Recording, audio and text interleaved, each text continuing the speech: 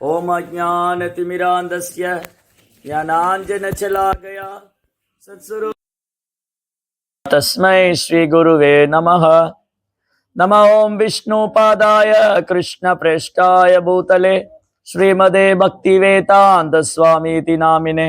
नमस्ते सारस्वती देवे गौरवाणी प्रचारिणे विशेष शून्यवादी भाषा ततेशतारिणे। जय श्री कृष्ण चैतन्य प्रभु नित्यानंदा श्री अद्वैत गदाधर श्रीवासदि गौर भक्त वृंद।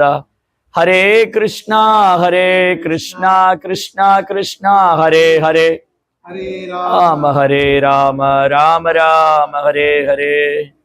नमो ओं विष्णुपादाय कृष्णप्रेष्ठाय भूतले श्रीमदे जयपताक स्वामीति नामिने। नमाचार्यपादाय निताय कृपप्रदायिने गौरगदामदाय नगरग्रामदारिणे। हरे कृष्णा कृष्ण कृष्ण हरे हरे, हरे राम राम राम हरे हरे। जय सोलिनाथ जयप्रकाश स्वामी गुरु महाराज की, गुरु महाराज व्यास पूजा महोत्सव की, आदिवासी सेरेमनी महोत्सव की, ஸ்ரீல பிரபுபாத் की ஜெய்। ரொம்ப பாக்கியம் பண்ணியிருக்கோம் நம்ம எல்லாரும்। நாளைக்கு தவத்திரு ஜெயபதாஸ் சாமி குரு மகாராஜோடைய வியாச பூஜை மகோத்சவம்। இன்னைக்கு ஆதிவாசி பண்டிகை।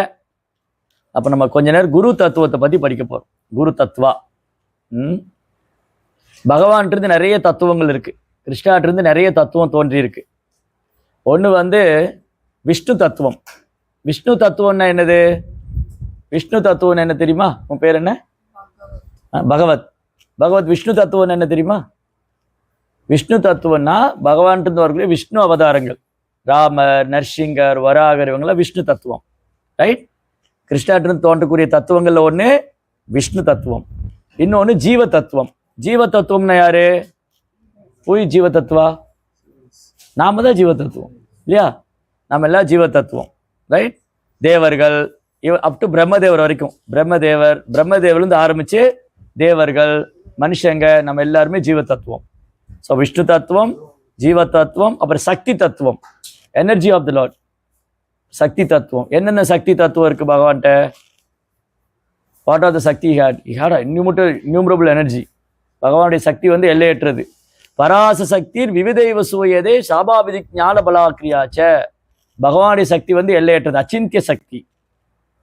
அந்த சக்தி அச்சிந்திய சக்தி। அதை நம்ம 3 கேட்டகரியாக பிரிக்கலாம்: ஹலாதினி, சந்தினி, சம்பித்। ஹலாதினி சக்தி, ஹலாதினி பொட்டன்சி, சந்தினி பொட்டன்சி அண்ட் சம்பித்। ஹலாதினி, சந்தினி அண்ட் சம்பித், ரைட்? இது சக்தி தத்துவம்। இந்த 3 சக்தி தத்துவம்। அப்புறம் நாம தத்துவம், பகவான் தோன்றக்கூடிய நாம தத்துவம்। நாம தத்துவம் என்னது? ஹரே கிருஷ்ணா கிருஷ்ண கிருஷ்ணா ஹரே ஹரே, ஹரே ராம ராம ராம ஹரே ஹரே, நாம தத்துவம்।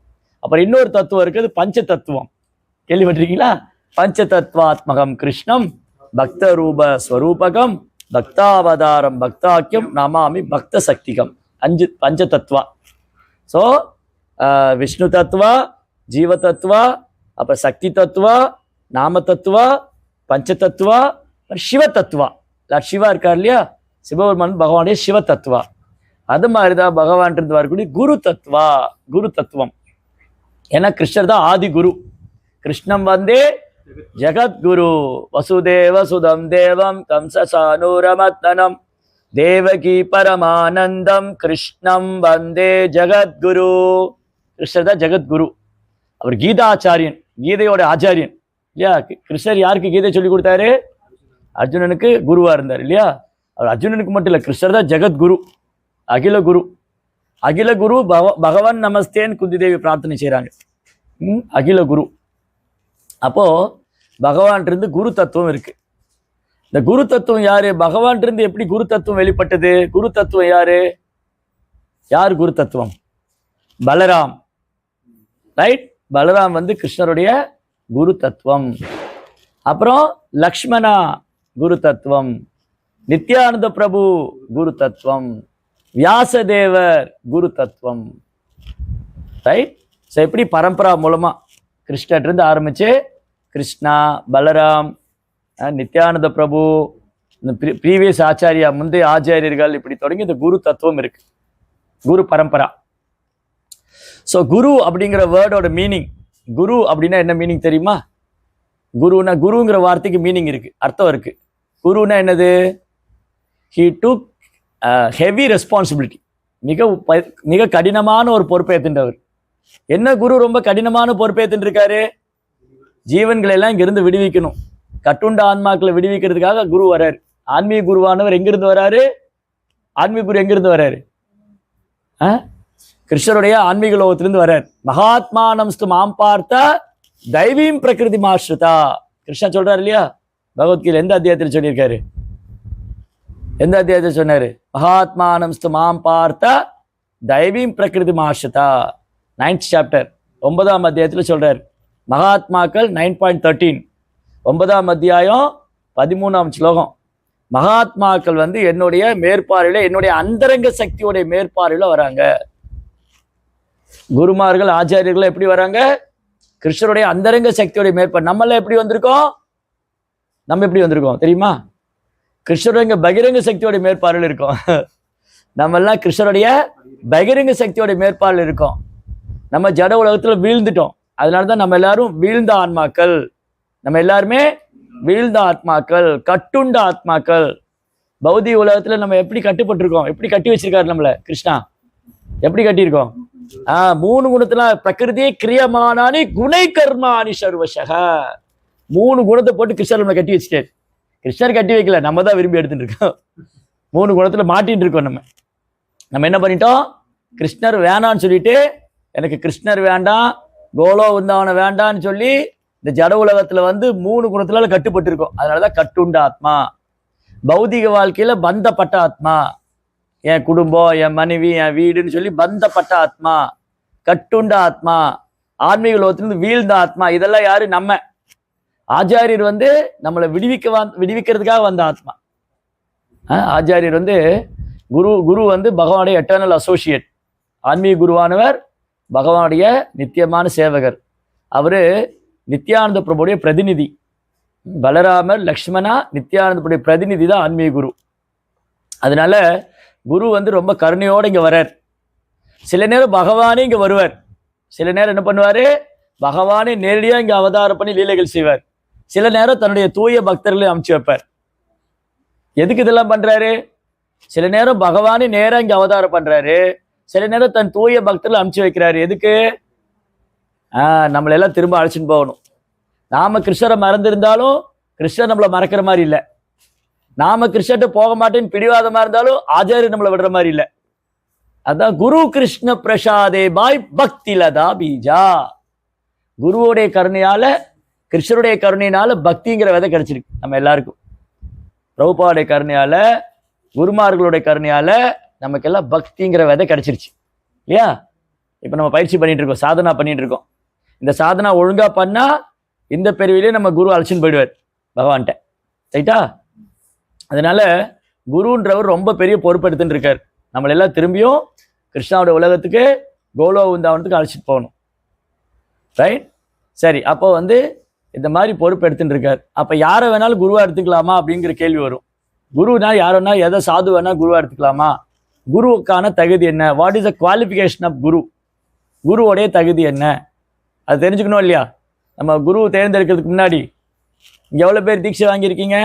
இனிஷியேட்டிவ் ஒடிசாரில் இருக்கீங்க. பிரபுஜி, மாதாஜி, பிரபுஜி இல்லையா? எப்படி நம்ம குரு செலக்ட் பண்ணோம்? எப்படி நீங்க குரு தேர்ந்தெடுத்தீங்க? சும்மா பக்தர்கள்லாம் சொன்னாங்கன்னு போய் எடுத்துட்டீங்களா? தீட்சை வாங்கிக்கோங்க சொன்னாங்க, சரி சும்மா கிடைக்குது அதனால வாங்கிட்டோம். நோ. ஸோ குரு தேர்ந்தெடுக்கிறதுக்கு முன்னாடி நம்ம வந்து டெஸ்ட் பண்ணணும். டெஸ்ட் பண்ணணும்னு சொல்றதோட எந்த மாதிரி குரு தேர்ந்தெடுக்கணும் நமக்கு ஒரு நாலேஜ் இருக்கணும். ஸோ ஒரு குருங்கிறவர் குருன்னு சொல்லக்கூடியவர் வந்து ஃபர்ஸ்ட் முதல்ல அவர் எப்படி இருக்கணும்னா, அங்கீகரிக்கப்பட்ட அதிகாரப்பூர்வமான ஆச்சாரிய சம்பிரதாயத்தில் வரக்கூடியவராக இருக்கணும். ரெண்டாவது, ஒரு பகவானுடைய பக்தனா இருக்கணும். ஆச்சாரிய சம்பிரதாயத்தில் வந்தாலே பக்தனா தான் இருப்பார், பகவானுடைய பக்தனா இருக்கணும். மூணாவது சாஸ்திரங்களை பின்பற்றக்கூடியவராக இருக்கணும். பகவத்கீதை, பாகவதம் இதை வந்து ஃபாலோ பண்ணக்கூடியவர். நாலாவது முந்தைய ஆச்சாரியருடைய அடிச்சுவட்டை பின்பற்றக்கூடியவராக இருக்கும். இதுதான் குருவுக்கான குவாலிஃபிகேஷன். குருவுக்கான குவாலிஃபிகேஷன் 4. என்னென்னது? அங்கீகரிக்கப்பட்ட அதிகாரப்பூர்வமான ஆச்சாரிய சம்பிரதாயத்தில் வரணும், பகவானுடைய பக்தராக இருக்கணும், சாஸ்திர விதிகளை பின்பற்றணும், அப்புறம் முந்தைய ஆச்சாரியரை பின்பற்றணும். ரைட்? இதுதான் நம்ம குரு செலக்ட் பண்ணுறதுக்கான நம்ம இதெல்லாம் இருக்கான்னு பார்த்துக்கணும். இது இருந்தால் அவர்கிட்ட குருவாக தேர்ந்தெடுக்கலாம். சரி, இப்போ அடுத்தது, எப்போ ஒருத்தர் குரு அவசியம்? ஏன் உங்களுக்கு குரு வேணும்? ஏன் ஒருத்தர் குரு அவசியம்? சரி, எப்போ அர்ஜுனனுக்கு குரு தேவைப்பட்டாரு? அர்ஜுனனுக்கு எப்போ குரு தேவைப்பட்டாரு? கார்பண்ய தோசோ பகதஸ்வபாவா பிச்சாமித்தாம் தர்மச்சமூட சேதா யஷ்யே இஷாம் நிஷிதம் பிருகூகி தன்மே சிஷ்யஸ்தேகம் சுவாதிமாம் துவாம் பிரபன்னம். பகவானே, எனக்கு ரொம்ப குழப்பமா இருக்கு, நான் என்ன பண்றதே தெரியல, எது சரி எது தப்பு, எது தர்மம் எது அதர்மம், இந்த யுத்தம் செய்யலாமா வேண்டாமா, ஒரே குழப்பமா இருக்கு. நம்ம கதிதான், நம்ம அப்படிதான் இருக்கோம். நம்ம எப்படி இருக்கோம்? நமக்கு ஒன்றும் தெரியல. பிரபுபாதர்கிட்ட வந்தனால நம்ம தப்பிச்சோம், இஸ்கான்ல இருக்கிறனால நம்ம தப்பிச்சோம், இல்லாட்டி நமக்கு ஒண்ணுமே தெரியாது. நான் நிறைய பேரை பார்த்துட்டேன் என் அனுபவத்தில்.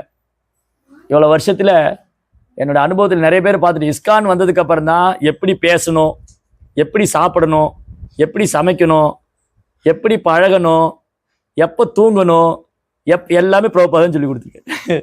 இல்லாட்டி ஒன்றுமே தெரியாது, தத்தி மாதிரி இருந்தோம். கரெக்டா? நான் அப்படிதான் இருந்தேன், தத்தி மாதிரி இருந்தோம், ஒன்றுமே தெரியாது. எந்த நேரத்தில் சாப்பிடணும், எந்த நேரத்தில் எதை பேசணும், எதை பேசக்கூடாது, என்ன செய்யணும் என்ன செய்யக்கூடாது, ஒன்றுமே தெரியாது, தத்தி மாதிரி இருந்தோம். இப்போ பிரபுபாதர் பாருங்க எவ்வளோ சொல்லி கொடுத்துருக்காரு நமக்கு. அதனால தான் ஆச்சாரியருக்கு நம்ம ரொம்ப கடன் பட்டிருக்கோம். ரைட்? அப்போது குரு ஒருத்தருக்கு எப்போ தேவை? தஸ்மாத் குரு பிரபத்யேய ஜிக்ஞாசு ஸ்ரேய உத்தமா. எப்போ குரு தேவை ஒருத்தருக்கு? ஆன்மீக கேள்வி கேட்கறதுக்காக. குருகிட்ட போய் ஆன்மீக கேள்வி கேட்கணும். குரு மகாராஜ் வந்திருக்காரு, குரு மகாராஜ் என் பையனை ஆசீர்வாதம் பண்ணுங்க, அவன் 10ஆம் கிளாஸ் பரீட்சை நல்ல மார்க் வாங்கிடணும், என் பொண்ணுக்கு நல்ல கல்யாணம் பண்ணிடணும், இதெல்லாம் குருகிட்ட கேட்கக்கூடாது. குருகிட்ட என்ன கேட்கணும்? குரு மகாராஜ், நான் பௌதிக வாழ்க்கையில் கஷ்டப்படுறேன், என்னை அறியாமிருந்து விடுவீங்க, எனக்கு ஆன்மீக அறிவு போட்டுங்க, என்னை பிறப்பிறப்பிலிருந்து விடுவீங்க, எனக்கு கிருஷ்ண நாமத்தில் ருச்சி கொடுங்க. இப்போ பாடணும் இல்லையா? 3வது வரியில 3வது பேராகிராஃப்ல என்ன பாடி இருந்தது? 3வது பேராகிராஃப். அந்த ஸ்லோகா படிங்க, 3வது ஸ்லோகா. ஏகாக்கி அமாரா நகி பாயா பாலா ஹரிநாம சங்கீர்த்தனே. ஹரிநாம சங்கீர்த்தனம் பண்றதுக்கு எனக்கு எந்த ஒரு தகுதியும் இல்லை. துமி கிருபா கோரி ஸ்ரத்தா பிந்து தியா. பிந்து மீன்ஸ் டிராப், சிந்து மீன்ஸ் ஓஷன். சிந்துனா கடல், பிந்துனா ஒரு துளி. குருதேவா, உங்க கருணையில ஒரு துளி எனக்கு கொடுங்க போதும், அது நான் வந்து என்ன பொழைச்சிட்டுருவேன். உங்க கருணையில ஒரு துளி எனக்கு கிடைச்சா போதும். துமி கிருபா கோரி ஸ்ரத்தா பிந்து தியா தேக்கோ கிருஷ்ண நாம தானே. நான் கிருஷ்ணநாம சொல்லிட்டு இருக்கேன். இப்போ ஒரு கேள்வி வந்துடும் எல்லாருக்கும். நான் இப்போ இஸ்கான்ல வந்த உடனே, இல்லை நம்ம ஹரிகிருஷ்ணாவில் வந்த உடனே எல்லார் கையிலும் ஜெபமாலை கொடுத்து சாண்டிங் பண்ண சொல்லுவோம். கரெக்டா? புதுசாக வந்தால் ஜெபமாலை கொடுத்து ஜெபம் பண்ண சொல்கிறோம். அப்போ குரு எதுக்கு? எல்லாரும் சாண்டிங் பண்ண சொல்லிடுறோம் இல்லையா? எல்லாரும் வந்த உடனே ஜெபமாலை கொடுத்து ஜெபம் பண்ண சொல்கிறோம். அதே மந்திரம் தான் குரு கொடுக்குறாரு. இல்லை நம்ம சொன்னோம் இல்லையா? ஹரே கிருஷ்ண கிருஷ்ண கிருஷ்ண ஹரே ஹரே, ஹரே ராம ராம ராம ஹரே ஹரே. இந்த மந்திரம் தான் தீட்சைப்போ குரு ஹரிநாம் தீட்சை கொடுக்குறாரு. அப்போ இதே மந்திரம் தான் கொடுக்குறாரு குரு. எதுக்கு அப்போ? ஹரே கிருஷ்ணா மகாமந்திரம் சொன்னா ஒருத்தர் பிறப்பிறப்புலேருந்து விடுபடலாம். கரெக்ட்? ஹரே கிருஷ்ணா மகாமந்திரம் சொன்னா ஒருத்தர் பிறப்பிறப்புலேருந்து விடுபடலாம், எல்லா பாவத்திலிருந்து விடுபடலாம், முக்தி அடைஞ்சிடலாம், பகவானே உலகத்துக்கு போயிடலாம். அப்ப குரு எதுக்கு? இதுலயே இருக்கு, இந்த இதுலயே இருக்கு பாருங்க. அப்ப எதுக்கு குரு? எதுக்கு? அந்த நாமத்துல ருச்சி வரணுமே எனக்கு இல்லையா? தேக்கோ கிருஷ்ண நாம தானே. நீங்க கிருஷ்ண நாமம் கொடுத்துருக்கீங்க, உங்க கருணையில ஒரு துளி கிடைச்சாதான் அந்த நாமத்துல ருச்சி வரும். நாம ருச்சி எங்க இருக்கு? குரு கையில இருக்கு, சாவி அவர்கிட்ட இருக்கு. நாம நமக்கு கிடைச்சிருச்சு. இஸ்கான் வந்த உடனே எல்லாரும் ஹரிகிருஷ்ணா மந்திரம் சொல்றோம், ஜெபமாலை கொடுத்துட்றாங்க. நம்ம வந்த உடனே ஜெபமாலை கொடுத்து, சார் நீங்க தினமும் ஹரிகிருஷ்ணா சொல்லுங்கன்னு சொல்லிடுறாங்க. நாமளும் சொல்ல ஆரம்பிச்சோம். அப்புறம் குருகிட்ட போனா அவர் இதே மகாமந்திரம் தான் கொடுத்தாரு, தீட்சையா ஹரிநாம தீட்சை கொடுத்தாரு. அப்ப என்ன அர்த்தம்? அந்த நாமம் சொல்றதுக்கு நம்மளை தகுதி உள்ளவரா ஆக்குறாரு. அது வரைக்கும் நமக்கு தகுதி கிடையாது. சைதன்ய மகாபுடைய கருணையால நாமம் சொல்லிட்டு இருக்கோம். வைஷ்ணவருடைய கருணையால, பிரபுபாவுடைய கருணையால, ஆன்மீக குருடைய கருணையால் நாமம் சொல்ல ஆரம்பிச்சோம். அப்புறம் தீட்சை வாங்கினதுக்கு நம்ம எலிஜிபிள், தகுதியாகுது, ஜபம் நாமம் சொல்றதுக்கு தகுதி உள்ளவனார். அதுக்கப்புறம் குருவுடைய கருணை இருந்தால் அந்த நாமத்துல ருச்சி. எப்ப நாமத்துல ருச்சி வரும்? பாகவதம் சொல்லியிருக்கு. எப்போ கிருஷ்ணருடைய கதை கேட்க ஒருத்தருக்கு ருச்சி வரும். கிருஷ்ண கதை இருக்கு இல்லையா, ஹரிகதா, எப்போ ருச்சி வரும்? யஷாங்கை ஸ்ரூயமானாயா, யஷாங்கை ஸ்ரூயமானாயா, கிருஷ்ணரை பத்தி கேட்கறது. கிருஷ்ணே பரம புருஷே. ஸோ அது இல்லை, அது இல்லை, இன்னொரு ஸ்லோகம் வரும். சுஷ்ருஷோ சத்ததானஸ்ய வாசுதேவ கதா ருச்சி. சுஷ்ருஷோ சத்ததானஸ்ய, சுஷ்ருஷா மீன்ஸ் ஹியரிங், சுஷ்ருஷான கேட்கறது. சுஷ்ருஷோ சத்ததானஸ்ய, எப்போ ஹரிநாமத்துல பகவானுடைய லீலைகளை பத்தி கேட்கறதுல நம்பிக்கை வரும். ஸ்ரத்தா மீன்ஸ் நம்பிக்கை. சுஷ்ருஷோ சத்ததானஸ்ய வாசுதேவ கதா ருச்சி. வாசுதேவ் கதையில நம்பிக்கை ருச்சி எப்போ வரும்? சயன் மகத் சேவையா விப்ரா புண்ணிய தீர்த்த நிஷேவனா.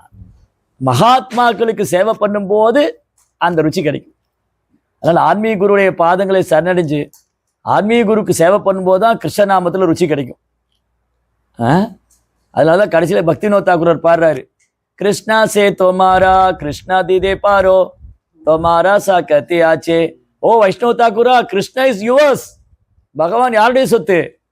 பகவான் பக்தனின் சொத்து. ஆக்சுவலி பகவானுடைய சொத்து தான் நம்ம எல்லாம். ஜீவாத்மா பகவானுடைய சொத்து. ஆனா பக்தி பண்ற பக்தனுக்கு பகவான் தன்னை ஒப்படைச்சிடுவாரு. அப்ப அந்த பக்தனுக்கு பகவான் சொத்து ஆயிடுறாரு.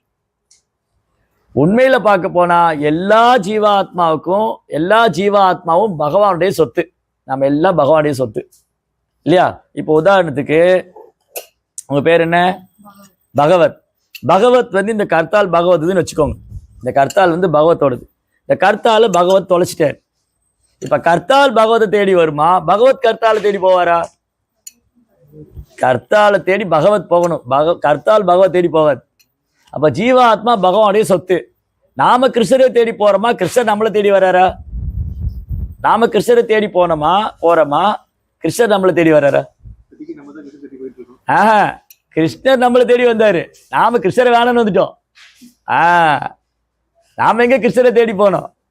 நான் கிருஷ்ணர் வேண்டாம், எனக்கு ஜட உலகம் ரொம்ப பிடிச்சிருக்கு, அழகா நம்ம மனைவி, அன்பா துணைவி, லைஃப் அப்படி போயிட்டு இருக்கு இல்லையா? அப்ப கிருஷ்ணர் என்ன பண்ணாரு? ஓ ஜீவாத்மா என்ன மறந்துருக்கான்னு சொல்லி அவரு தன்னுடைய காரணமற்ற கருணையினால யுகந்தோறும் இங்க லீலை பண்ணி நம்மளை கவர்றாரு. அப்ப கிருஷ்ணர் தான் நம்மளை தேடி வர்றாரு. நம்ம இப்ப ஏன் கிருஷ்ணரை தேடுறோம்? பிரபுபாதர் கிடைச்சனால கிருஷ்ணர் நம்ம தேடல. இப்ப நம்ம கிருஷ்ணரை தேடல. பிரபுபாவுடைய சரணாகதியில கிருஷ்ணர் பக்கத்துல வந்துட்டு இப்போ இங்க இஸ்கான்ல வந்துட்டா நம்ம கிருஷ்ணரை தேடி வரல, கிருஷ்ணர் கிட்ட வந்துட்டோம். பிரபுபார் கூட்டிட்டு வந்துட்டாரு கிருஷ்ணர்கிட்ட. அப்போ ஜீவாத்மா கிருஷ்ணாவுடைய சொத்து. ஆனா பகவான் என்ன சொல்றாரு? வாசுதேவ தத்தாட்ட சொன்னார் சைத்தன்ய மகாபிரபு, நான் வாசுதேவ தத்தாவுடைய சொத்து, அவர் என்னை எங்க வேணாலும் கொண்டு போய் வைக்கலான்னு. வாசுதேவ தத்தாக்கு எல்லா ரைட்ஸ் இருக்கு, என்ன மார்க்கெட் கொண்டு போய் அவர் சேல் பண்ணலான்னு. அப்ப பகவான் என்ன ஆயிட்டாரு? பக்தன்கிட்ட தன்னை ஒப்படைச்சிருவாரு. அதாவது பக்தி ரசாமிருத சிந்துல ரூபகோசாமி எழுதியிருக்காரு, தூய பக்தி பகவானை வசீகரிக்கக்கூடியது. தூய பக்தி தொண்டு, pure divorce service will attract Krishna. தூய பக்தி தொண்டு கிருஷ்ணரை கவர்ந்துரும். தூய பக்தி தொண்டுனா கிருஷ்ணரை வாங்கிடலாம், பர்ச்சேஸ் பண்ணிடலாம். அப்புறம் அந்த பக்தன் நில்லுனா நிற்பாரு, உட்காருனா உட்காருவார், எல்லாம் செய்வார் பகவான். ரைட்? அப்போ இப்போ என்ன ஆயிடுச்சு? தூய பக்தருக்கு பகவான் சொத்தாயிட்டார். அதனாலதான் பக்திவினோத் தாக்கூரர் பாடுறாரு, ஓ வைஷ்ணவ தாக்கூரரே, கிருஷ்ணர் உங்களுக்கு சொந்தமானவர், நீங்க தான் கிருஷ்ணரை கொடுக்க முடியும். உங்க பின்னாடி ஓடி வரேன், கிருஷ்ணாவை கொடுங்க, கிருஷ்ணாவை கொடுங்க, கிருஷ்ணர் எனக்கு கொடுங்க. கிருஷ்ணரை கொடுங்கன்னா தூய பக்தி கொடுங்கன்னு அர்த்தம். தூய பக்தி கிடைச்சா கிருஷ்ணர் வந்துட்டாருன்னு அர்த்தம். ரைட்? ஸோ அந்த மாதிரி தூய பக்தரால தான் கிருஷ்ண பக்தியை தர முடியும், கிருஷ்ணரை தர முடியும். அதனாலதான் நம்ம ஆன்மீக குருடைய தாமரை திருப்பாதங்களை சரணடையணும். அப்ப எப்போ ஒருத்தர் குரு தேவை? தஸ்மாத் குரு பிரபத்தியது ஜிக்ஞாசு ஸ்ரேய உத்தமா. ஆன்மீக குருட்டு இருந்து கேள்வி கேட்கணும். எப்படி கேள்வி கேட்கணும் தான் பகவத்கீதை பகவான் சொல்லியிருக்காரு 4.34, தத்வித்தி பிரணிபாதேன பரிப்பிரஷ்னேன சேவையா. ஒரு உண்மையான ஆன்மீக குரு தேர்ந்தெடுத்து அவருக்கு பணிவா சேவை பண்ணி அடக்கமா கேள்வி கேட்டு தெரிஞ்சுக்கணும். தத்துவதர்ஷி. தத்துவதர்ஷினா பகவானை அறிந்தவர், உண்மையை அறிந்தவர் அவர் சொல்லிக் கொடுப்பார். அப்போ குரு டிசைபிளோட குவாலிஃபிகேஷன் இதெல்லாம். சீடனோட தகுதி என்னது? பணிவு, அடக்கம், எளிமை. பணிவா போய் சேவை பண்ணி அடக்கமா கேள்வி கேட்டு தெரிஞ்சுக்கணும். அதுதான் சீடனுடைய தகுதி. அப்போ தஸ்மாத் குரு பிரபத்தியது ஜிக்யாசு ஸ்ரேய உத்தமா. எப்போ ஒருத்தர் குரு தேவை, கேள்வி கேட்கணும். அர்ஜுனனுக்கு எப்போ தேவைப்பட்டாரு? அறியாமையிலிருந்து விடுபடணும். அப்போ ஆன்மீகருடைய முதல் டியூட்டியே நம்மளை அறியாமையிலிருந்து விடுவிக்கிறது தான். அதான் ஓம் அஜ்ஞான திமிராந்தஸ்ய ஜனாஞ்சன சலாகியா சஸ்ருன் மிலித்தம்மேன தஸ்மை ஸ்ரீ குருவே நமஹா. ஓ ஆன்மீக குருவே, என்னை அறியாமையிலிருந்து விடுவித்து விடுங்கள். ஆன்மீக குருட்டு போய் மேலும் அறியாமையில் இருக்கணும்னு கேட்கக்கூடாது, அறியாமையிலிருந்து விடுவிச்சிருங்கன்னு சொல்லணும் இல்லையா? ஸோ இந்த மாதிரி ஆன்மீக குரு வந்து நிறைய இடத்துல சொல்லியிருக்கு சாஸ்திரத்தில். பகவான் சொல்றாரு உத்தவர்கிட்ட 11ஆம் ஸ்கந்தம் பாகவதத்தில் சொல்றாரு, ஆச்சாரியமாம் நோ விஜானியம் நாம் மன்வேத கரிகிஷித். ஆச்சாரியனுக்கு எனக்கு வித்தியாசமே இல்லை உத்தவான்னு சொல்றாரு. நான் வேற, ஆச்சாரியன் வேற இல்லைன்னு சொல்றாரு. சாக்ஷாத் ஹரித்வேன சமஸ்த சாஸ்திரை. ஆன்மீக குரு சாக்ஷாத் ஹரின்னு சொல்லுது எல்லா சாஸ்திரம். சாக்ஷாத் ஹரித்வேன சமஸ்த சாஸ்திரை. ஏன் ஆன்மீக குரு சாக்ஷாத் ஹரி? கிந்து பிரபுயா பிரேவ தஸ்ய வந்தே குரு ஸ்ரீ சரணாரவிந்தம். ஆன்மீக குரு கிருஷ்ணருக்கு ரொம்ப பிரியமானவர், ரொம்ப நெருக்கமானவர். அதனால பகவானுக்கு ரொம்ப பிரியமானவரை நம்ம என்ன பண்றோம்? பகவானுக்கு நிகராக வழிபடுறோம். அதனால ஆன்மீக குரு தோன்றிய தினத்தை வந்து வியாச பூஜையா கொண்டாடுறோம். வியாசருடைய பிரதிநிதி. வியாசர் வந்து குரு தத்துவம். அப்ப ஆன்மீக குருவானவர் வியாசருடைய பிரதிநிதியா இருக்காரு. அதனால ஆன்மீக குரு தோன்றிய தினத்தை வந்து நம்ம வியாச பூஜையா கொண்டாடுறோம். குருவுடைய தோன்றிய தினம், அப்பியரன்ஸ் டே. அதனால அவர் வியாசருடைய பிரதிநிதியா இருக்காரு. வியாசர் என்ன பண்ணாரு? நம்மளெல்லாம் அறியாமையில் விடுவிக்கிறதுக்காக பாகவதம் கொடுத்தாரு. இந்த கலியுக மக்களுக்கு ஒரே தர்மம், கலியுக மக்களுக்கு இருக்கிற ஒரே தர்மம் பாகவதம் தான். அந்த பாகவத தர்மத்தை வியாசர் கொடுத்திருக்காரு. அந்த வியாசருடைய பிரதிநிதி தான் ஆன்மீக குரு.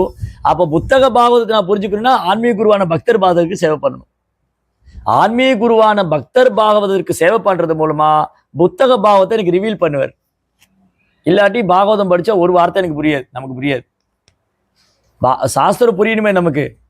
சாஸ்திரம் நமக்கு புரியணும்னா அந்த புரியக்கூடிய அறிவு யாரு கொடுக்குறா? நாலேஜ் ஆன்மீக குரு தான். அதனால குருவுக்கு சேவை பண்ணும்போது சாஸ்திரம் தானா வெளிப்படுத்தப்படும்.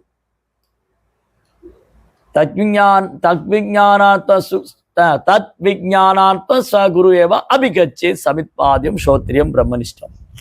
தத் விஞ்ஞானம், அந்த இறை விஞ்ஞானம் உங்களுக்கு வேணுமா? கடவுளை பற்றி தெரிஞ்சுக்கணுமா? அப்போ ஆன்மீக குருவிட்ட போகணும். அவருக்கு பணிவாக சேவை பண்ணி அடக்கமாக கேள்வி கேட்கணும். அதுக்குதான் குரு.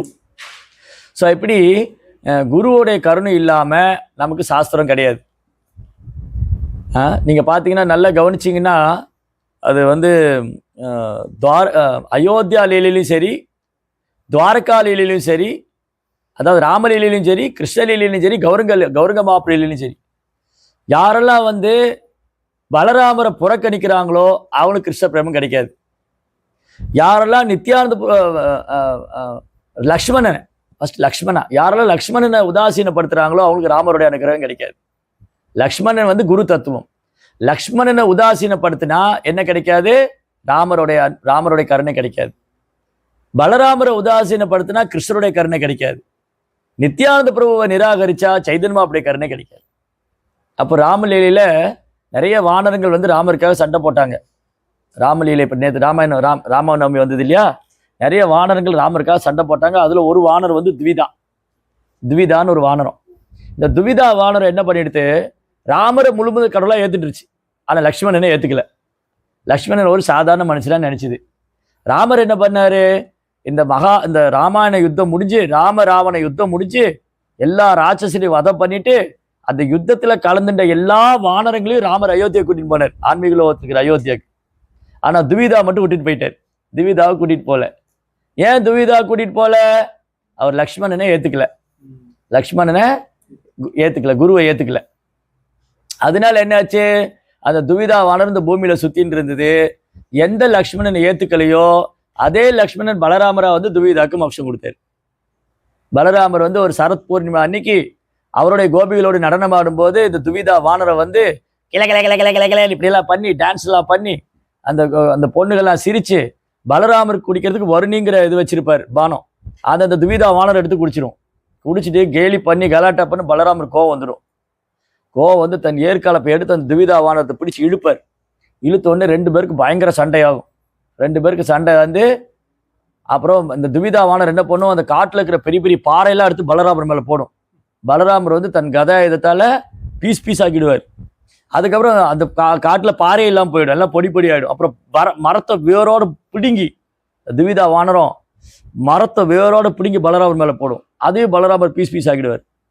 கடைசியில் அந்த ஏற்கலப்பை எடுத்த துவிதா வானத்தை கீழே இழுத்து முஷ்டியால் ஓங்கி ஒரு அடி கொடுப்பார்.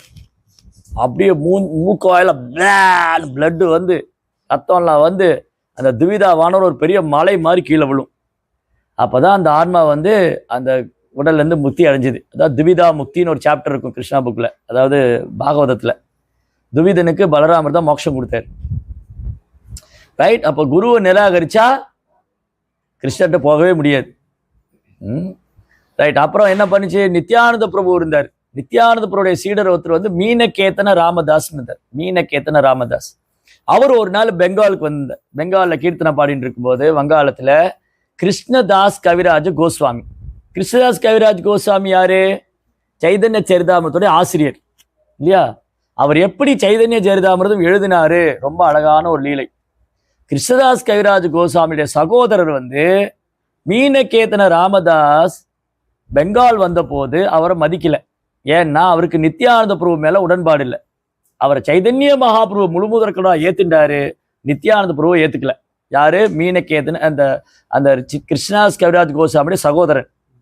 அதனால என்ன பண்ணாரு, இந்த கிருஷ்ணதாஸ் கவிராஜ் கோஸ்வாமியுடைய சகோதரர் வந்து நித்யானந்த பிரபுவை ஏத்துக்காதனால அவருடைய அசோசியேட்டையும் டிஸ்ரெஸ்பெக்ட் பண்ணார். அவருடைய அசோசியேட் வந்து நித்யானந்த பிரபுடைய சகாக்கள் ஒரு மீனகேதன ராமதாஸ். அவரை டிஸ்ரெஸ்பெக்ட் பண்ணது கிருஷ்ணதாஸ் கவிராஜ் கோஸ்வாமி ரொம்ப கவலையாயிடும். ஏன்னா கிருஷ்ணதாஸ் கவிராஜ் கோஸ்வாமிக்கு தெரியும் நித்யானந்த பிரபு முழுமுதற் கடவுள் பலராமர் லக்ஷ்மணன். அவருக்கு போய் இப்படி இன்சல்ட் பண்றாரு இவர். இதெல்லாம் பார்த்து நான் உயிரோடு இருக்கணுமா, நான் இந்த உடலை விட்டுல வேண்டாமா, தற்கொலை பண்ணிக்க வேண்டாமா அப்படின்னு சொல்லி அவர் அழறார். யாரு? கிருஷ்ணதாஸ் கவிராஜ் கோஸ்வாமி. அப்ப அன்னைக்கு ராத்திரி நித்யானந்த பிரபு ஒரு கனவுல வர்றார். கனவுல வந்து நீங்க இங்க இருக்க வேண்டாம், நீங்க விருந்தாவனம் போங்க. எவ்வளவு வயசுல? 91 வயசு, 90 வயசுக்கு மேல ஆயிடுச்சு. அவர் வங்காளத்திலேருந்து விருந்தாவனத்துக்கு நடந்தே போனார். அங்கே போய் ராதா குண்டத்தில் ஒரு ஆசிரமம் இருக்குது, அங்கே அவருடைய பஜன் குட்டீர் இருக்குது விருந்தாவனில். அங்கே ரகுநாத் தாஸ் கோஸ்வாமியோட தங்கிட்டு அவர் சைத்தன்ய சரிதாமிரதம் எழுதினார். அப்போ கிருஷ்ணதாஸ் கவிராஜ் கோஸ்வாமி 90 வயசுக்கு மேலே சைத்தன்ய சரிதாமிரதம் எப்படி எழுத முடிஞ்சுது? 90 வயசுக்கு மேலே நம்ம உயிரோடு இருப்போமானே தெரியாது. முதலாவது, அப்படியே உயிரோடு இருந்தாலும் பேனா பிடிச்சி எழுத முடியுமான்னு தெரியாது. கண்ணு தெரியுமா, கையெல்லாம் நடுங்கு இல்லையா?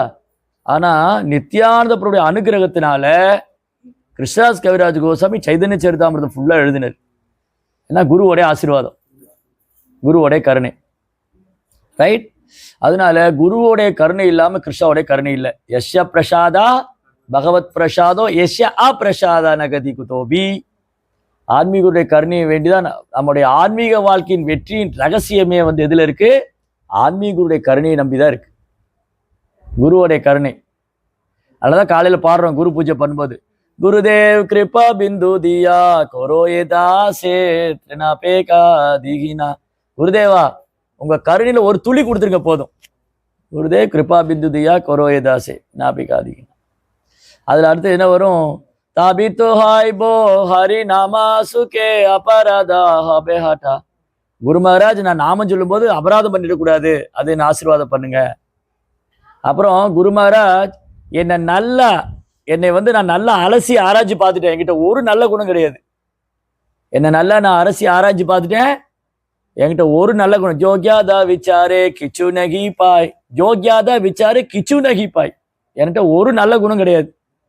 அப்படிதான் நான் நினைச்சிட்டு இருக்கேன், உங்களுக்கு எல்லாம் அப்படின்னு தெரியல. என்கிட்ட ஒரு நல்ல குணம் கிடையாது. யோகியாதா விசாரே கிச்சு நகி பாய். பக்தி வினோத் தாக்கூர் அப்படி பாடுறாரு, என்கிட்ட ஒரு நல்ல குணம் இல்லைன்னு அவங்க குரு மகாராஜ்கிட்ட, ஜெகநாத் தாஸ் பாபாஜி. யோகியாதா விசாரே கிச்சு நகி பாய் தோமாரா கருணா சாரா. உங்க கருணையே நம்பி இருக்கேன். ஒரு வேளை உங்க கருணை எனக்கு இல்லைன்னு ஆயிடுச்சுன்னா, குருவோடைய கருணை நமக்கு இல்லைன்னு ஆயிடுச்சுன்னா, தவ கருணா ஹோய்பே. உங்க கருணை எனக்கு இல்லையா, காண்டியா காண்டியா பிராணாரா கீபோஆரா. என் வாழ்க்கையே அர்த்தம் இல்லை, உடலை விட வேண்டியதுதான். குருவோடைய கருணை ஒருத்தருக்கு இல்லைன்னா அவங்க வாழ்க்கையே அர்த்தம் இல்லை, உடலை விட்டுற வேண்டியதான். அதனால நமக்கு பாருங்க எவ்வளோ கருணை இருக்கு. பிரபுபாவுடைய கருணை, முந்தைய ஆச்சாரியுடைய கருணை, குருமார்களுடைய கருணை. அதனால நான் ரொம்ப பாக்கியம் பண்ணியிருக்கோம். குரு மகாராஜோட கருணை. இப்போ பாருங்க நம்ம இன்னும் என்ன பாக்கியம் பண்ணியிருக்கோம்னா, நம்ம ஒரு வகையில் கொஞ்சம் துரதிருஷ்டசாலின்னு நினச்சிக்கலாம். நம்ம எல்லாம் எப்படி நம்மளை துரதிருஷ்டசாலின்னு நினச்சிக்கலாம்னா, சைதன்ய மகாபுரு அவதாரம் பண்ணி 500 வருஷம் தான் இருக்கு, அந்த டைம்ல நம்ம இல்லாமல் போயிட்டோம், அது ஒரு துரதிருஷ்டம். இருந்திருப்போம், கிருஷ்ண பக்தியில் இருந்திருப்போமா தெரியாது. சைதன்ய மகாபுரு அவதாரம் பண்ணப்போ நம்ம இருந்திருப்போம், எங்கேயாவது நாயாவோ பூனையாவோ இருந்த மாதிரி மனுஷன் என்னவா இருந்தோன்னு தெரியாது. ஆனால் மகாபுருடைய தரிசனம் நமக்கு கிடைக்கல, மகாபுருடைய சேவை நமக்கு கிடைக்கல. அதுக்கப்புறம் சொல்லலாம், இப்போதான் பிரபுபாதர் வந்துட்டு போனாரு, பிரபுபாடைய தரிசனம் நமக்கு கிடைக்கல, பிரபுபாருக்கு சேவை பண்ற பாக்கியம் கிடைக்கல. இப்போ எப்படி பிரபுபாத சேவை பண்றோம், அவர் விக்கிரகத்துக்கு சேவை பண்றோம், ஒரு புத்தகத்தை விநியோகம், இப்படி ஏதோ ஒரு வகையில் பிரபுபாடைய கருணை நமக்கு கிடைச்சு. பிரபுபாடைய புத்தக விநியோகம் பண்ணா அவர் ரொம்ப சந்தோஷமாகிறாரு, அவருடைய மூர்த்திக்கு சேவை பண்றோம்.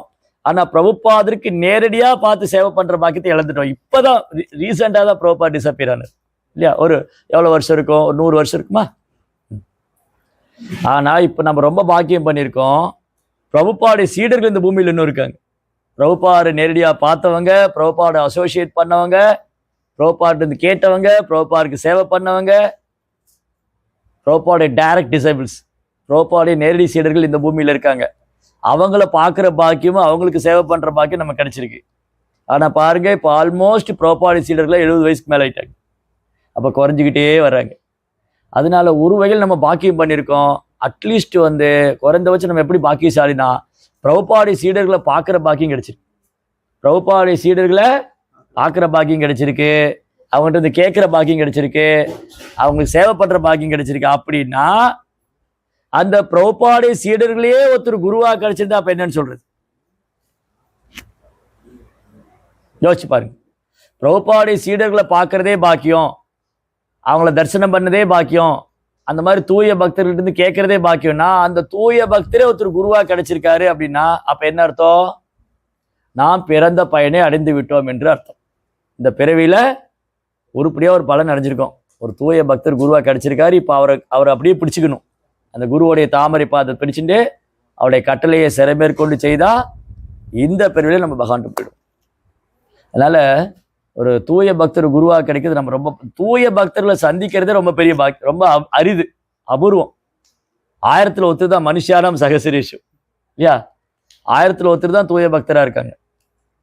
அப்போ தூய பக்தருடைய தரிசனம் ரொம்ப ரொம்ப அரிது இப்ப இருக்கு நமக்கெல்லாம். அதுல ஒருத்தர் நமக்கு ஆச்சாரியராகவே இருக்காரு, குருவாவே இருக்காரு. அதனால குரு மகாராஜுடைய கருணை, குரு மகாராஜ் நித்யானந்தபுடைய கருணை, மகாபுருடைய கருணை, எல்லா தெய்வீகமான குணம் நம்ம குரு மகாராஜ்கிட்ட பார்க்கலாம். அன்பு, சீடர்கள்ட்ட அன்பு காமிக்கிறது, அரவணைத்து கொண்டு செல்வது, அப்புறம் அவங்களை வழி நடத்துவது இல்லையா, கிருஷ்ண உணர்வு ஒரு முன்னோடியா திகழ்வது. இன்னைக்கு பாருங்க, அவர் ஆச்சாரியர், அவர் பக்தி சாஸ்திரி, பக்தி விவெல்லாம் படிச்சு சர்டிஃபிகேட் வாங்கி காமிக்கிறார், நான் பக்தி விவ முடிச்சிட்டேன்.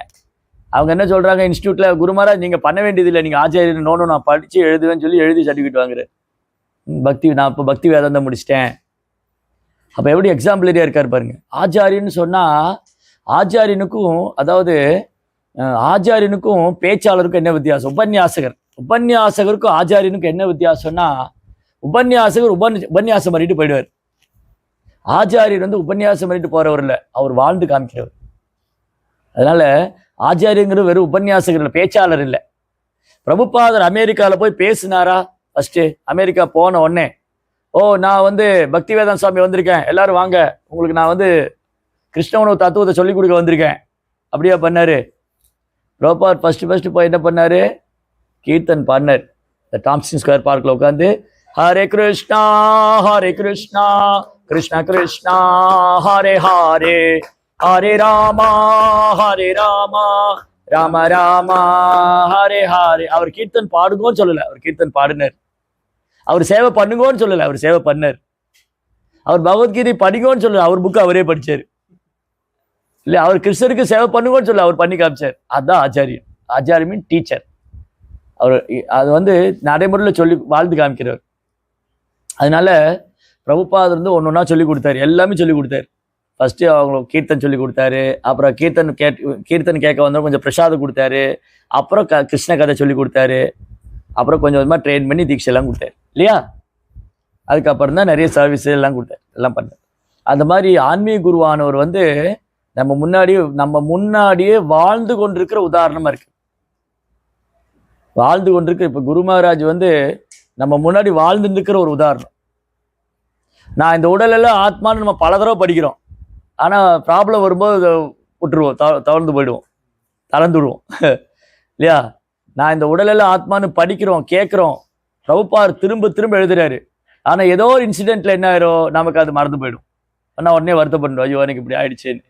ஆனால் குரு மகாராஜ் பாருங்க, நான் இந்த உடலெல்லாம் ஆத்மான்னு வாழ்ந்து காமிச்சுட்டு இருக்கேன். I am not this body. அது வார்த்தையில் சொல்லலை, செயலில் காமிச்சுட்டு இருக்கேன் இல்லையா?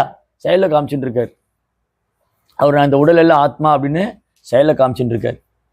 முன்ன வந்து எந்த அளவு பிரச்சாரம் பண்ணாரோ அதை விட பன்மடங்கு இப்போ அதிகப்படுத்தியிருக்காரு. குறையில அது அவருடைய சேவை. பிரபுபாதருக்கு, அவருடைய குரு மகாராஜுக்கு அவர் கொடுத்த சேவை எதுவுமே குறையில, அது அதிகம் தான் படுத்தியிருக்காரு. இப்போ ஒரு நாளைக்கு 4-5 மீட்டிங்கு, ட்ராவலிங்கு இல்லையா, சுற்றுப்பயணம் செய்கிறது, மீட்டிங் செய்கிறது, சீடர்களை வழி நடத்துறது. அவர் என்னென்ன டிபார்ட்மெண்ட்டில் கமிட்மெண்ட் எடுத்திருக்காரோ, குரு மகாராஜ் வந்து பிரபுபாதற்காக வேண்டி எந்தெந்த இலாக்காவில் வந்து பொறுப்பேற்றிருக்காரோ அது இப்பவும் பண்ணிட்டு தான் இருக்கு. ரைட்? அதுதான் வந்து குரு விசுவாசம், குரு மேல உள்ள விசுவாசம், குரு பக்தி. பிரபுபாதருக்கு அவங்க குரு மேல இருந்தது. குரு இன்னைக்கு இருக்கிற குருமார்களுக்கு அவங்க குரு மேல இருக்கு. அந்த மாதிரி விசுவாசம் நம்ம குரு மேல நமக்கு வரணும். இன்னைக்கு இருக்கிற குருமார்கள் மேல நமக்கு வரணும். இன்னைக்கு இருக்கிற குரு மேல நமக்கு வரணும். ஓ, இவங்க எல்லாம் பிரபுபாதருக்காக எப்படி தங்கள் வாழ்க்கையை தியாகம் பண்ணியிருக்காங்க இல்லையா? பிரபுபாதருக்காக இங்க எப்படி தன் வாழ்க்கையை தியாகம் பண்ணியிருக்காங்க, எப்படி வந்து அவங்க பிரபுபாதருக்கு சேவை பண்றாங்க, எப்படி அவங்க டெடிக்கேட்டடா இருக்காங்க, எப்படி அவங்க டிட்டர்மெண்டா இருக்காங்க, எப்படி அவர் சரண்டர் பண்ணியிருக்காங்க இல்லையா? அதெல்லாம் கத்துக்கணும் அவங்ககிட்ட இருந்து. குரு மகாராஜ் வந்து நம்ம முன்னாடி வாழக்கூடிய ஒரு உதாரணமா இருக்கார், வாழ்ந்து கொண்டிருக்கிற உதாரணமா இருக்கு எல்லா விஷயத்திலும். அது வந்து பிரச்சாரத்திலாகட்டும், புத்தக விநியோகத்திலாகட்டும், பக்தர்களை கவனிச்சு கொள்றதாகட்டும், பக்தர்கள்ட்ட அன்பு செய்யறதாகட்டும், ஆன்மீக சகோதரர்களோட பழகிறதாகட்டும், எல்லா விஷயத்திலும் இந்த மாதிரி ஒரு நபரை பார்க்கறது அரிது. ஒருத்தர் ஏதோ ஒரு துறையில வந்து சிறப்பாக கவனம் செலுத்தலாம். ஆனா அவர் பாருங்க, எல்லா துறையிலுமே முன் உதாரணமா இருக்காரு, எக்ஸாம்பிளரியா இருக்காரு. எந்த துறை எடுத்தாலும் குரு மகாராஜ் நம்ம எக்ஸாம்பிளரியா சொல்ல முடியும் இல்லையா? அதுதான் அவருடைய ஸ்பெஷல், ஒரு சிறப்பு. அதனால அவருடைய சங்கம், அவருடைய வழிகாட்டுதல் கிடைச்சதே பெரிய பாக்கியம். எல்லாருக்கும் வந்து குருவோடைய சங்கம், அவர் வழிகாட்டுதல் கிடைச்சது பெரிய பாக்கியம். அதனால நம்ம குரு மகாராஜ்ட்ட பிரார்த்தனை செய்யணும். என்னை வந்து கிருஷ்ணவர்களை முன்னேற்றம் பண்ணுங்க, எனக்கு நாமத்தில் ருச்சி கொடுங்க, நான் நிறைய சேவை பண்ணணும். ஸோ குரு எப்போ ரொம்ப திருப்தி ஆவாங்க, நம்ம எல்லாரும் ஒன்றா சேர்ந்து சேவை பண்ணா, வைணவர்கள் ஒருத்தர் சேவை பண்ணிக்கிட்டு, ஒருத்தர் அன்பு பரிமாற்றம் பண்ணிட்டு இருந்தால் குரு ரொம்ப சந்தோஷமாகும். வைஷ்ணவருக்கு சேவை பண்ணி பிரபுபாதருக்கு அவர் கொடுத்த கட்டளையை நிறைவேற்றுவதற்கு நம்ம உதவி செஞ்சோன்னு சொன்னால் குரு ரொம்ப சந்தோஷமாவார். அதனால் ஆன்மீக வாழ்க்கையின் வெற்றியின் ரகசியமே குருவை திருப்திப்படுத்துறதுல தான் இருக்குது. வேற எதுலையுமே இல்லை, வேற எதுலையுமே கிடைக்காது, வேற எதுலையுமே கிடையாது. அதனால நம்ம குருமார்கிட்ட நிறைய விஷயங்கள் பார்க்கலாம். நம்ம மாயாப்பூர் போனால் குரு மகாராஜ் எப்படி வரக்கூடிய விருந்தாளிகள் உபசரிக்கிறாரு, அப்புறம் ஆன்மீக சகோதரர்கிட்ட எப்படி நடந்துக்கிறாரு, அந்த தாமத்தில் என்னென்ன பிரபுபாதருக்கு பொறுப்பு கொடுத்துருக்கா அதெல்லாம் எப்படி இன்னும் செஞ்சுக்கிட்டு இருக்காரு, சீடர்கள் எப்படி அவரோட நேரம் ஒதுக்குறாரு. இன்னைக்கும் வந்து தினமும் மாலையில் சைத்தன்ய சரிதாமிர்தம் அந்த இது ரீடிங் இருக்கு இல்லையா, கிளாஸ் கொடுக்குறாரு. தினமும் அங்கே உட்காந்துட்டு வரக்கூடிய எல்லா சீடர்களுக்கும் அந்த லைவ் கிளாஸ் கொடுத்துட்டு இருக்காரு. சில லைவ்ல அட்டன் பண்ணுறாங்க, சில ஆன்லைனில் அட்டன் பண்ணுறாங்க. அவருடைய சிக்ஷா இருந்துக்கிட்டே இருக்கு பாருங்க, அவர் வழிகாட்டிக்கிட்டே இருக்கு. கிருஷ்ணன் மேலே உள்ள அன்பை கொடுத்துக்கிட்டே இருக்காரு. கிருஷ்ணா மேலே உள்ள அன்பை வந்து அப்படி வாரி வாரி கொடுத்துக்கிட்டு இருக்காரு. ரிசீவ் பண்ணுறதுக்கு நமக்கு தான் பத்த மாட்டேங்குது இல்லையா? நம்ம அதை ரிசீவ் பண்ண தயாராக இருக்கணும், எடுத்துக்க தயாராக இருக்கணும். குரு வந்து கருணையை கொடுக்க தயாராக இருக்காரு, கருணையை கொடுத்துட்டு தான் இருக்காரு. அதை எடுத்துக்க நம்ம தயாராக இருக்கணும். அதனால எல்லாரும் ஒற்றுமையாக இருந்து ஒரு வைஷ்ணவருக்கு சேவை பண்ணி அன்பு பாராட்டி வைணவர்கிட்ட நல்ல குணங்களை இப்போ என்ன பண்ணுவாங்க, குருமார்கள்லாம் வந்து ஒருத்தர் வைஷ்ணவர்கிட்ட நல்ல குணம் தான் பார்க்குறேன். அவங்க நல்ல குணங்களை பார்த்து அவங்கள அப்ரிஷியேட் பண்ணி, ஏன்னா எவ்வளோ பேர் எவ்வளோ கஷ்டத்துக்கு மத்தியில் சேவை பண்ண வர்றாங்க இல்லையா? அப்போது குருவானவர் வந்து குரு மகாராஜ் என்ன பண்ணுவார், யார்கிட்டையும் குறை கண்டுபிடிக்கவே மாட்டார், குற்றம் காணவே மாட்டார். எந்த பக்தரையும் குற்றம் சொன்னதில்லை, குறை கண்டுபிடிச்சதில்லை. யார்கிட்டையும் ஆன்மீக சகோதரிட்டையும் சரி, சீடர்கள்ட்டையும் சரி, யார்கிட்டையுமே. அதுதான் ஒன் ஆஃப் த குவாலிட்டி. வைஷ்ணவோட ஒன் ஆஃப் த குவாலிட்டி வந்து அவர் எக்ஸ்பர்ட்டாக இருக்கார், தீரா. ஸோ யார்கிட்டையும் குற்றம் காண்றதில்லை, யார்கிட்டையும் குறை கண்டுபிடிக்கிறதில்ல. எல்லாரையும் அரவணைச்சு, ஏதாவது தவறு செஞ்சாலும் தட்டி கொடுத்து, திரும்ப தவறு பண்ணாமல் அவங்க வழி நடத்தி, இதெல்லாம் யார் பண்ணுவேன், யார் இருக்கா பண்ணுறேன் இல்லையா? அதனால் குரு மகாராஜ் வந்து இன்னைக்கு பிரபுபாவுடைய சீடர்களையே முக்கியமான மூத்த சீடராக இருக்கார் இல்லையா? அவர் வந்து சீடர்களுக்கு மட்டும் இல்லை, அவருடைய ஆன்மீக சகோதரர்களுக்கும் முன் உதாரணமாக இருக்கார். எல்லாருமே ஆச்சரியமாக பார்த்துட்டு இருக்காங்க ஒரு ஆன்மீக சகோதரர்களே, இந்த கண்டிஷன்லேயும் ஒரு இப்படி டெடிக்கேட்டடாக சர்வீஸ் பண்ணிட்டு இருக்காரு. அவர் குருவோடைய இன்ஸ்ட்ரக்ஷன் வந்து, பிரபுபாட் இன்ஸ்ட்ரக்ஷனை வந்து எவ்வளோ சிறமேற்கொண்டு பின்பற்றிட்டு இருக்காரு, ஃபாலோ பண்ணுறாரு அப்படின்னு அவங்களாம் ஆச்சரியமாக பார்க்குறாங்க. ஒருவேளை நம்மளாலாம் இது பண்ண முடியுமாங்கிற ஆச்சரியமாக பார்த்துட்டு இருக்காங்க. இந்த மாதிரி இருந்தால் ஒருவேளை நம்மளால பண்ண முடியுமா? அந்த மாதிரி ஆன்மீக சகோதரருக்கும் அவர் வந்து ஒரு உதாரணமாக இருக்கார், சீடர்களுக்கும் வந்து ஒரு வழிகாட்டியாக இருக்கார். அது மட்டும் இல்லை, ஆன்மீக சகோதரர் சீடர் மட்டும் இல்லை, பொதுமக்களும் அவர் பார்த்தா இயல்பாகவே இருப்பு வரும் அவர் மேலே. பொதுமக்களே அவரை பார்த்தா, பெங்காலில் இருக்கிறவங்க, இந்த போலீஸ் ஆஃபீஸர்ஸு, செக்யூரிட்டிஸு, இந்த பொதுமக்கள் யாரை பார்த்தாலும் குரு மகாராஜ் மேலே அவ்வளோ அஃபெக்ஷன் வருவார். ஏன்னா அதுதான் பியூரிட்டி. அவருடைய தூய்மை வந்து எல்லாரையும் வசீகரிக்கும். நான் பார்த்துருக்கேன், கோயம்புத்தூரில் வந்து நான் கோயம்புத்தூரில் இருந்தப்போ குரு மகாராஜ் ரத யாத்திரைக்கு வருவார். அப்போ ரத யாத்திரைக்கு குரு மகாராஜ் வந்தால் ஒரு பெரிய கர்த்தால் வச்சுட்டு வருவார். அப்படி இறங்கி நடந்து கர்த்தால் வாட்சி வரும்போது அப்படியே ஒரு காட்டுலேருந்து ஒரு சிங்கம் வந்து, ஆண் சிங்கம் இருக்கும் இல்லையா, அது எழுந்து நடந்து வர்ற மாதிரி இருக்கும். எல்லாரும் வந்து அவரை சூழ்ந்துக்குவாங்க, போலீஸ்காரங்க, பொதுமக்கள் எல்லாம் வந்து பார்ப்பாங்க, யார் இந்த சாமிஜின்னு. அப்படி எல்லாரும் அட்ராக்ட் பண்ணார். அவர் ஒரு ரத யாத்திரைக்கு வரலாம், எல்லாரும் கேட்பாங்க, அந்த சாமிஜி வரலையான்னு கேட்பாங்க. போலீஸ் கமிஷனர் ஆஃபீஸ்லேருந்து எல்லாரும் கேட்பாங்க, எங்கே அந்த சாமிஜி ஒருத்தர் வருவார், அவர் காணுமே. ஸோ அந்த மாதிரி அவர் வந்து எல்லாரையும் கவரக்கூடியவரார். கிருஷ்ண சக்தி நகிவினா தார பிரவர்த்தனம். இந்த கிருஷ்ணரால் சக்தி அளிக்காமல் ஒருத்தரால் எல்லாரையும் கவர முடியாது. எப்படி கிருஷ்ணா எல்லாரையும் கவர்றாரோ அந்த சக்தி அவர் வந்து குருவுக்கு கொடுக்குறாரு. அதனால் குரு வந்து கிருஷ்ணாவால் சக்தி அளிக்கப்பட்டவர், ஆன்மீக குருவானவர் பகவானால் சக்தி அளிக்கப்பட்டவர். அதனால் அப்பேற்பட்ட ஒரு ஆன்மீக குரு நமக்கு கிடைச்சது நம்ம செஞ்ச பாக்கியம். அவருக்கு சேவை பண்ணுறது, அவருடைய சீடராக இருக்கிறது, அது ரொம்ப பாக்கியம். அதை ரொம்ப பெருமையாகவும் சொல்லிக்கலாம். அதுக்கு தகுதி, அந்த பெருமைக்கு தகுதி உள்ளவங்களாம் நம்ம இருக்கணும். நான் வந்து எங்கேயாவது வெளியில் போய் சொன்னால், நான் வந்து ஜெயபதாச சுவாமியோடைய சீடர்னு சொன்னால், ஓ யூ ஆர் ஜெயபதாச சுவாமியோட disciple, oh your guru Maharaj so great அப்படி இப்படின்னு குரு மகாராஜ் பற்றி சொல்ல ஆரம்பிச்சிடுவாங்க. ஈவன் மற்ற குருமார்களுடைய சீடர்கள் கூட. இப்போ வேறு ஏதாவது குருமார்களோ அவங்க சீடர்களோ சந்திச்சா, நான் வந்து ஜெயபதாச சுவாமி குருமாருடைய சீடர்னு சொன்னால் அவங்க நம்ம குருவோடைய புகழை சொல்லுவாங்க. இந்த மாதிரி குரு மகாராஜ் எங்கள் ஊருக்கு வந்திருந்தாரு, அவர் இப்படியெல்லாம் எங்களுக்கு ரொம்ப இன்ஸ்பயராக இருந்தது, அவர் பேசினதெல்லாம்.